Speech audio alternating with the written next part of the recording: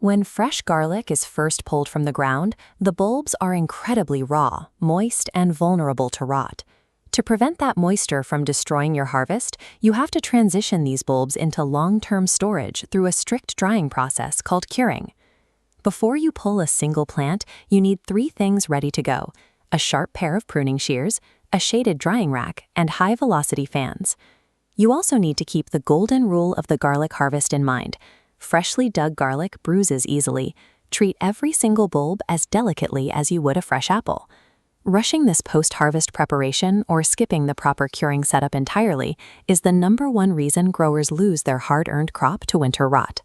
Step 1 happens within an hour of harvest. While the soil on the bulb is still slightly damp, gently brush off the excess dirt with your hands. To get the bulb truly clean, grab the single lowest green leaf on the stem and peel it downwards. This pulls away the dirty outer wrapper later, leaving a clean white surface behind. Whatever you do, do not wash them with a hose to get the mud off. University field studies prove that applying water directly to fresh garlic drastically increases discoloration and rapid post-harvest decay. Trapping that extra moisture on the skin practically guarantees the growth of Aspergillus, a dense black fungal mold that ruins the wrappers. Preserving the bulb's completely dry state from the exact moment it leaves the ground is your ultimate defense against fungal infections. Step 2 is trimming. Take your shears and trim the roots completely flush with the bottom of the bulb.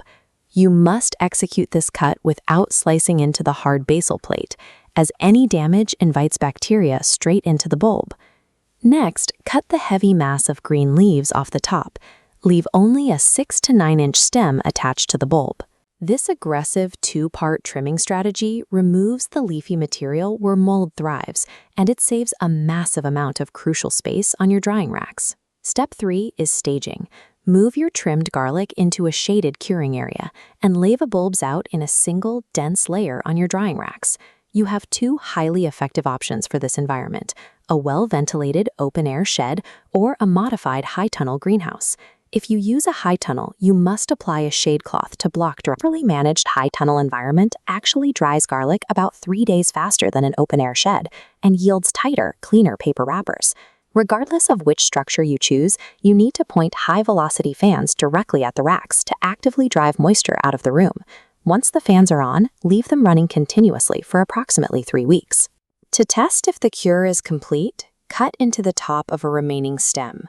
You are checking to see if there is any residual green moisture left inside the neck. Then, feel the outside of the bulb. The outer wrappers must feel completely papery, dry, and brittle to the touch. Only when the inner stem is dry and the outer wrappers are brittle is it safe to finally turn off the fans and end the active curing phase. 3 weeks of patience leaves you with a box of pristine bulbs. By avoiding the wash hose, executing precise trims, and enforcing strict airflow, these bulbs make it through the danger zone without a single trace of rot. Now you can sort out the absolute largest bulbs to save as your seed stock for fall planting and move the rest into cool, dry storage to feed yourself all winter long.